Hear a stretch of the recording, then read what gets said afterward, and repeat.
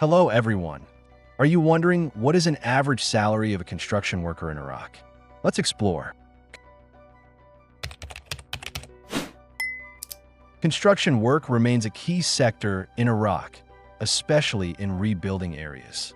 The average annual gross salary is around $8,400 or about $700 per month.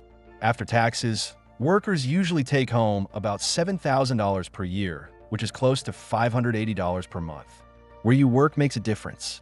In Baghdad or Erbil, workers are often paid more, while in rural areas wages tend to be much lower. New workers may start with around $5,000 a year, while experienced workers can earn close to $11,000. In most cases, having a university degree is not required, but those with one may move into higher-paying roles like construction management, while those without it usually stay in lower-paid labor positions. Please like the video and share your salary in the comments. Thanks for watching, and see you next time. Goodbye.